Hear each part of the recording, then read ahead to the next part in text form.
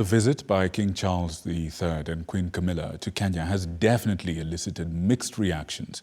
A section of Kenyans and civil society have demanded that the king issues an apology for the atrocities committed by the British during Kenya's struggle for independence.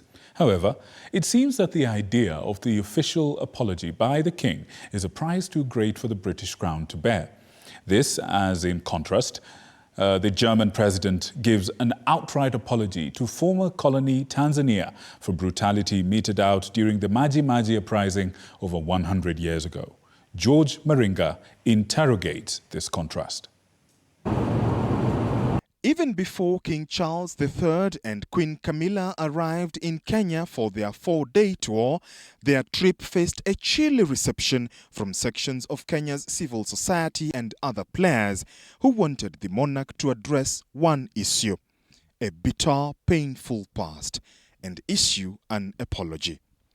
Unconditional public apology and official acknowledgement of the wrongs which have been committed so far. Not just to the Mau Mau, but to the people of Kenya. I would have expected that they would have ensured the head of Koitalel Arab Samoei is brought to Kenya before they come. A state banquet was held on the evening of 31st October, the day they arrived. It was expected that King Charles shall address the British atrocities during the Mau Mau uprising in colonial Kenya in the 1950s. His host, President William Ruto, in his speech at the elaborate banquet, mentioned the word, quote-unquote, reparations.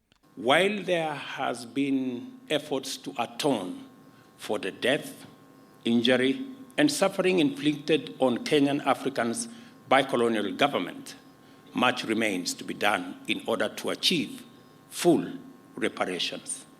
King Charles, in his speech, however, stopped short of making a full apology called for by survivors of that period and human rights groups who are pressing for reparations from the British government.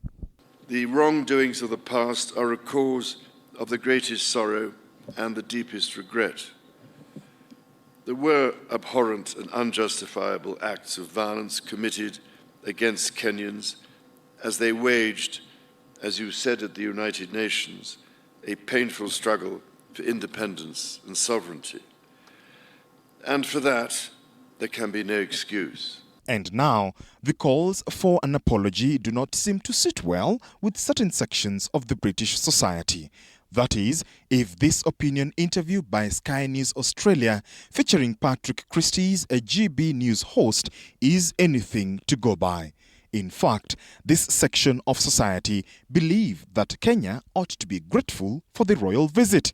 Absolutely the wrong thing to do. The king is supposed to be our envoy around the world, not going around on an international apology tour. And they're trying to spin it as the king stopped short of full frontal apology. Well, that's just a technicality. That was an apology. And but a little bit like this, Andrew, an apology is not enough. Next comes the handout. Next comes money.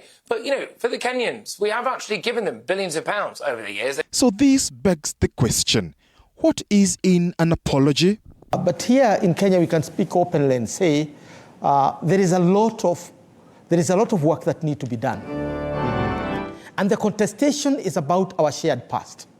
Now, while certain former colonial masters look upon the idea of an open apology with reluctance, others, like Germany, have a very different view. At the same time that the British king visited Kenya, the German president Frank-Walter Steinmeier visited Tanzania, where he formally and openly asked for forgiveness for Germany's colonial abuses in Tanzania. Between 200,000 and 300,000 members of the indigenous Tanzanian population were murdered during the Maji Maji uprisings against German rule between 1905 and 1907.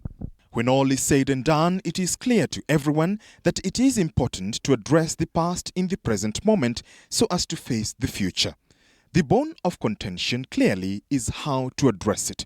Will these painful issues be properly put to bed in this generation? Only time will tell. George Maringa, TV47, Nairobi.